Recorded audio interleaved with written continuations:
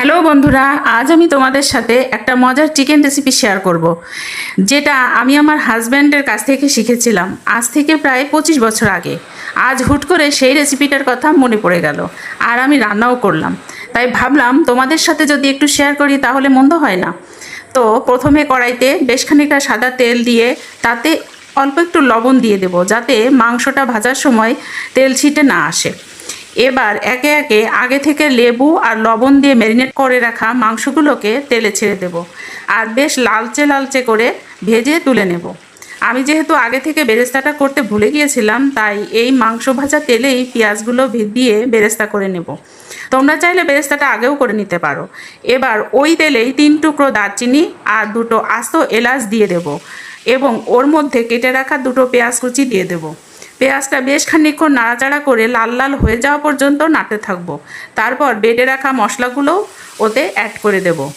ও বলে রাখি, মশলার মধ্যে আমি দিয়েছি 10টা থেকে 12টা শুকনা মরিচ, 1 চামচ পোস্তদানা, 10 থেকে 12টা চীনাবাদাম, 2-3 টুকরা জয়ত্রী, হাফ চা চামচ শাহমরিচ আর হাফ চা চামচ গোলমরিচ, মাঝারি সাইজের 2টা রসুন আর 1 ইঞ্চি আদা। এই সব মশলাগুলোকে একসাথে মিহি করে বেটে নিয়েছিলাম। মনে রেখো, এই রান্নাতে কিন্তু কোনো প্রকার হলুদ দেব না। এবার বেশ সময় নিয়ে মশলাটাকে কষাতে হবে, যতক্ষণ না তার থেকে তেলটা ছেড়ে দিচ্ছে।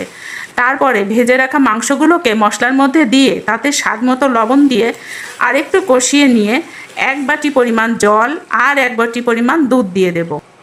এটা তোমরা চাইলে মিল্ক পাউডার দিয়েও দুধ বানিয়ে নিতে পারো। এরপর এর মধ্যে স্বাদ বাড়ানোর জন্য একটুখানি চিনি দিতে হবে। এবার আঁচটাকে মাঝারিতে নামিয়ে 15-20 মিনিট ধরে জাল দিতে হবে। মধ্যিখানে 2-3 বার ঢাকনা খুলে নাড়িয়ে দিতে হবে, যাতে কড়াইতে ধরে না যায়। এবার ঢাকনাটা উঠিয়ে দিয়ে আর একটু জাল দিয়ে বেশ মাখামাখা হয়ে এলে নামাতে হবে। কোনো গরম মশলা দেওয়ার প্রয়োজন নেই। এবার ভেজে রাখা বেরেস্তাগুলো উপর দিয়ে ছড়িয়ে দিতে হবে। ব্যাস, এভাবেই তৈরি হয়ে যাবে রান্নাটা। সবথেকে মজার ব্যাপার কি জানো, আমার হাজব্যান্ড এই রেসিপিটার নাম দিয়েছিল চিকেন টোস্ট। ব্যাপারটা মজার না? তবে রেসিপিটা কিন্তু ভীষণ স্বাদের। একবার হলেও বাড়িতে ট্রাই করে জানাতে ভুলবে না। আমি ভাবছি এটার নামকরণটা অন্য কিছু করা যায় কি না, নাকি এটাই রাখবো। কী নাম দিলে ভালো হয় তোমরা আমাকে কমেন্টে জানাবা তো।